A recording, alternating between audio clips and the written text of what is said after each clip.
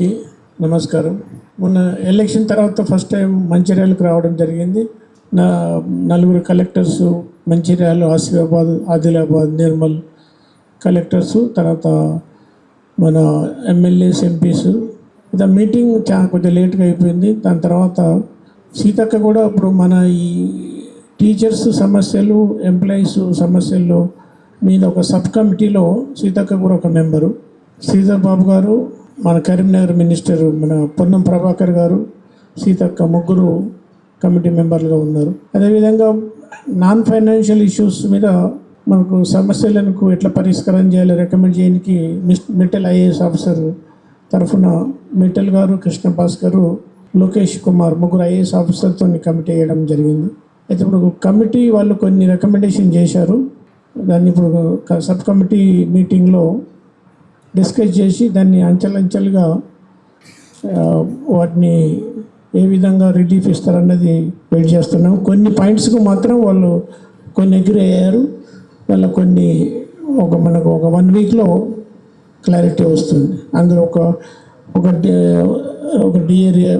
DO ఒకటి, తర్వాత కొంత మోడల్ స్కూల్స్కి 0101, తర్వాత హెల్త్ కార్డ్స్ ఒకటి, అట్లా కొన్ని 6 పాయింట్స్కు గవర్నమెంట్ ఇన్ ప్రిన్సిపల్గా అగ్రీ అయింది. బట్ అది అఫీషియల్గా బయటకు వచ్చే వరకు మనం ఓపెన్గా డిస్కస్ చేయలేము. అదొకటి. తర్వాత ఈ టీచర్స్ సమస్యలన్నీ కూడా మనం ఒక బుక్లెట్ లాగా అన్ని ప్రాబ్లమ్స్ని ఐడెంటిఫై చేసాము. ఒక 21 ప్రాబ్లమ్స్ ఐడెంటిఫై చేసాము. వాటన్నిటినీ కూడా మన సబ్ కమిటీకి, గవర్నమెంట్ ఐఏఎస్ ఆఫీసర్ కమిటీకి, తర్వాత మన ఎడ్యుకేషన్ సెక్రటరీ గారికి, చీఫ్ సెక్రటరీ గారికి, సీఎం గారికి, మినిస్టర్ కూడా సీఎం గారే కాబట్టి అందరికీ కూడా రిప్రజెంటేషన్ చేయడం జరిగింది. అయితే సమస్యలు చాలా ఉన్నాయి. అది ఫేజ్ వైజ్గా ఎట్లా మనం వాటిని సాధించుకోవాలనే విధంగా మన తపస్సు లీడర్స్ కూడా నిన్న సెక్రటరీలో కొంతమంది ఆఫీషియల్ కలిసాము, అంతకుముందు కొంతమందిని కలిసాము. కాబట్టి సమస్యలను పరిష్కరించేది అనేది ఒక మనము రిప్రజెంటేషన్స్, డిస్కషన్స్, అవసరమైతే మనం పోరాడి సాధించుకోవాలి. అందులో భాగంగానే గవర్నమెంట్ వాళ్ళు కూడా ఏమంటారంటే మనందరినీ ఎన్రోల్మెంట్ పెంచి మనం కొంచెం ఈ స్టూడెంట్స్ను ఏ విధంగా ఎన్రోల్మెంట్ ఇంప్రూవ్ చేసుకొని వాళ్ళని ఎట్లా రిటైన్ చేసి వాళ్ళని ఒక మంచి మనం స్టూడెంట్స్గా తయారు చేయాలన్నది కూడా మన అందరి రెస్పాన్సిబిలిటీ ఉంది. దాన్ని గవర్నమెంట్ కూడా ఇన్సిస్ట్ చేస్తూ ఉంది. కాబట్టి అందులో కూడా మీరు అందరూ కూడా ప్రయత్నం చేసి ఇప్పుడు మన తపస్సు అయితే ఎప్పుడు కూడా దీనికి ప్రోయాక్టివ్గానే ఉంది. వేరే యూనియన్స్ కొంచెం డిఫరెంట్ ఉన్నా కాబట్టి మనందరము ఈ సమస్యలను పరిష్కరిస్తాము. దానికి మీ అందరి సహకారం కూడా కావాలి. ఈరోజు స్పెషల్గా ఈ ఆలియాబాయి 300 years శత దినోత్సవాల సందర్భంగా మీ అందరికీ కూడా ధన్యవాదాలు తెలుపుతున్నాను. ఎందుకంటే ఆలియాబాయి ఆ 300 సంవత్సరాల కింద ఈ ఉమెన్స్ ఎంపవర్మెంట్ చేయాలి, ఏ విధంగా మన జెండర్ ఈక్వేషన్ను, అప్పుడు ఇంకెక్కువ డిస్క్రిమినేషన్ ఉంది, ఇప్పుడంటే చాలా తగ్గిపోయింది.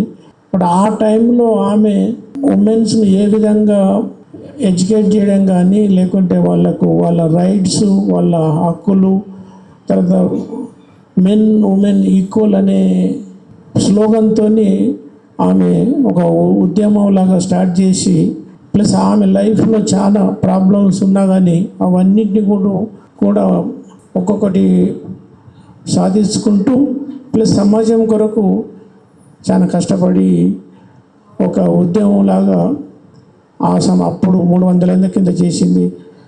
అదేవిధంగా చాలామంది మన లేడీస్, ఝాన్సీ లక్ష్మీబాయి కానీ, లేక ఇంకా చాలామంది కూడా మన ఉమెన్స్ ఎంపవర్మెంట్ కొరకు పోరాడారు.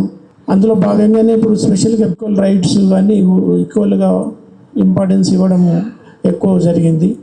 కాబట్టి ఇప్పుడు 33% రిజర్వేషన్ కానీ, లేకుంటే త్రిపుల్ తలాక్ బిల్ కానీ, లేకుంటే అన్ని రంగాలలో కూడా ఉమెన్స్కు ఈక్వల్ రైట్స్ తీసుకురావడం జరిగింది.